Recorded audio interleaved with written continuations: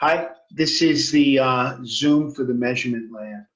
And for the measurement lab, you have to know what you're doing before you actually just get the data.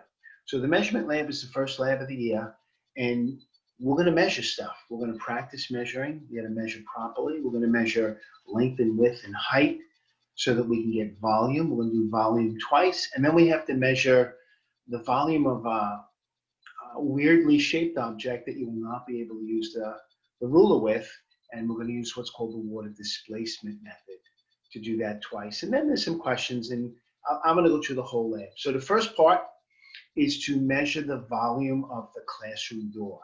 Now the classroom door is just a big wooden door, and it's pretty tall, and it's kind of wide, and it's not too thick. And we're going to make believe it doesn't have a doorknob or a window. We're just going to make believe the outer edges would be a solid size.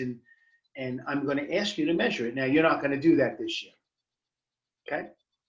I measured it, length, width, height, and then I give you those numbers, and that's going to be what's called your measured value. Whatever you measure is your measured value.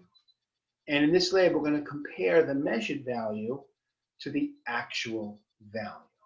Now, I measured it quick, and then I measured it carefully. So there's a measured value, and there's also, I'm going to give you what's called the accepted or the actual value, and you have to compare those two and do what's called percent error. That was part of, I think, the second or third Zoom class. Then you have to measure the chemistry textbook that I do not give you. The chemistry textbook is written by people who know a lot of chemistry, but they hate children. And if you read the book, you'll hate chemistry, and that would be terrible. So we use it to measure. It's a very good structure to measure, and that's what we use it for.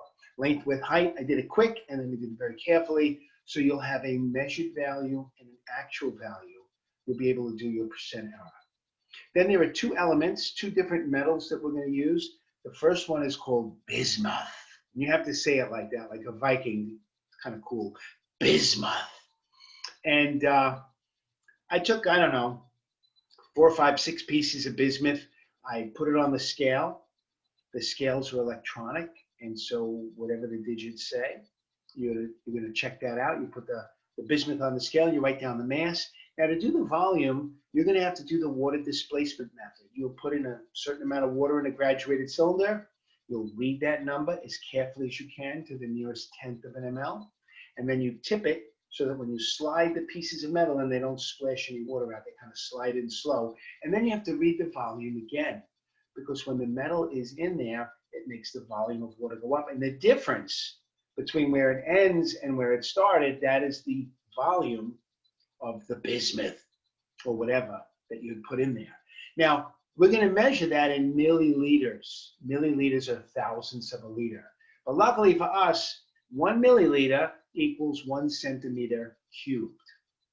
Now, I did it quick and measured, and then we're going to compare the density, the mass divided by volume of the bismuth metal that we have with the actual value, which is in table S of the reference table. Then we're going to do the exact same thing with lead. Some of the leads are literally little weights that people gave me from fishing trips, and some of them are just little lead footballs. But I took a bunch of pieces of lead, I weighed it on the scale, got the mass, wrote down the number in grams, and then I did the volume. I did the same thing. I had a certain amount of water in a graduated cylinder that I measured carefully to the nearest tenth. I tipped it, slid the metal in nice and slow, and then read it again. And the difference is the volume of the lead. I calculated the measured density, and I could compare that to the actual density from table S. The next part of the lab is actually part 5, and that is just going to ask you to take out your periodic table and probably table S, and you have to fill in some words and numbers. The example is number 13. You have to write the word aluminum because element number 13 is aluminum.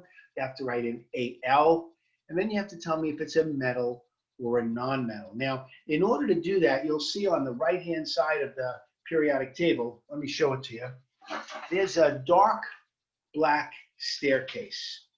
And that's there, and it's obvious, and it allows you, can we see it?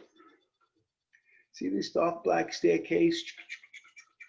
I make funny noises sometimes. Everything on the top right corner are nonmetals, and everything on this side and the bottom, these are all metals with the one exception of hydrogen. Hydrogen's a weird element. It's the weirdest element we have. It's a nonmetal. It belongs over there, but it also belongs over here. And you can see it's not really attached to the table. It's separate. So is helium. See how helium is a little unattached? There's a little quirky stuff going on here. We'll get to it. It's a lot of fun. But the nonmetals are up in the corner, plus hydrogen, and everything on this side of the stairs and below are metals. So you have to tell me, for all the different elements, what's the name, what's the symbol. You got to find them on a periodic table in table S, and then you have to find it and tell me, is it a metal or a non-metal? And then lastly, at the bottom, there's a whole lot of numbers, and you're going to have to list symbols and names. And it goes from 1 up to, I don't know, 15, 16, 17, 18, and then it jumps around some higher numbers, some cool elements that I think you'll like. Last part of the lab are the questions, and it's very important.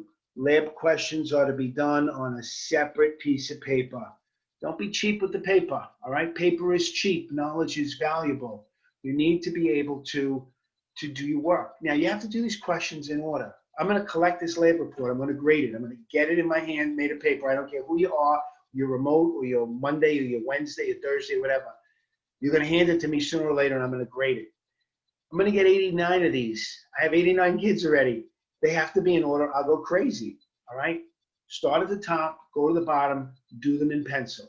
You do not have to rewrite the question, but it has to be obvious. Now, another thing that's really important, you need to put some space in between them. If you jam them together, how am I going to correct it? How am I going to say, oh, look, you put a 7 here instead of an 8, and then if you fix that, it'll be all right. There won't be any room.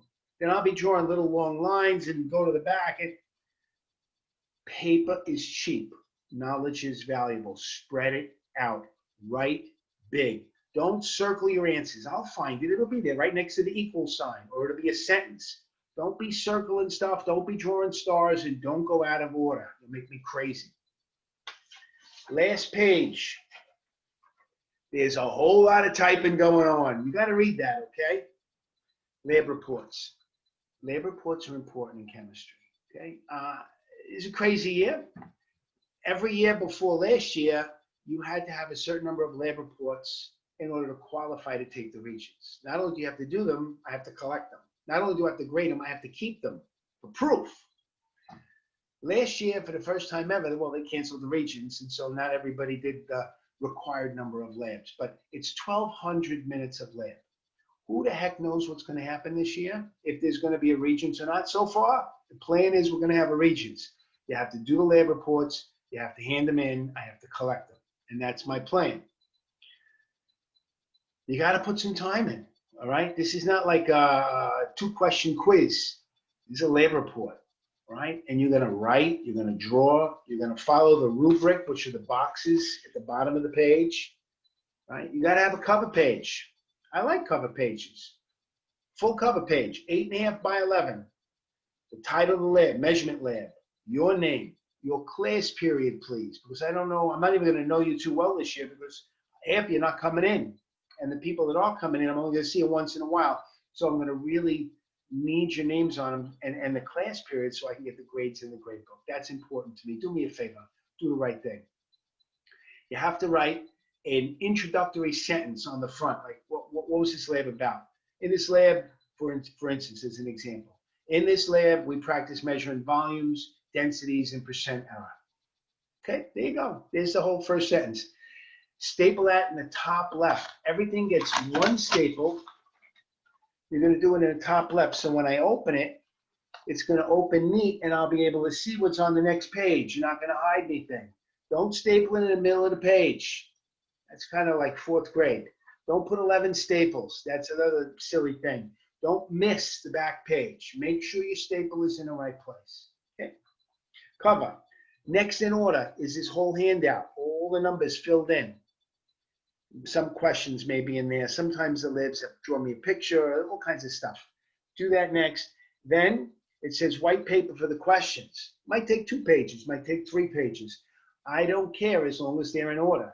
If they're not in order, you're going to make me crazy. The last page, it says more paper on a separate sheet of paper, which you can type if you feel like it, or you can write it neatly. You have to write a conclusion. Now, a conclusion is the most important part of the lab. This is your chance to sort of freestyle. I know what I did. I know why I did it. I know my mistakes. I know why I made my mistakes, and I'm smart. You have to write.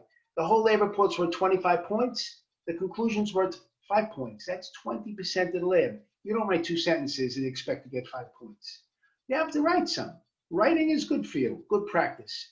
Cut to the chase. Don't tell me a lot of stories. Don't tell me I did this, I did this, I did this, I did this. I watched the video. Don't tell me that stuff. Just tell me, my data says this, the actual value is this. Tell me. It's kind of a repeat of what you did, but you're telling me in words. Now, the most important thing, the very last line of every conclusion, because at the end of the conclusion, I've read everything. I'm kind of like, is this good? Is this bad? Put me in a good mood. The last line of your lab is, I love chem, the end. Can't hurt. I'll read that. I'll be like, hey, this kid likes chem. Maybe she gets a 22 instead of a 21. Who knows? Probably not, right? You get what you get. But if you write it every time, it'll sort of rub off on you. And the more times you say that every week, I love chem, the end, there's no discussion. You're going to love this class. It's going to be great. All right. This is the first lab report. On the website, you can watch the PowerPoint. I'll show you how I got all the data. That's your data. Now you watch the Zoom, or you watch the Zoom first. And lab report, I gave it to you. I printed it out. It's on paper. I put it in that packet, so you already have it. But if you lose it, you can print another one. All on the website. All right, over and out. This was good.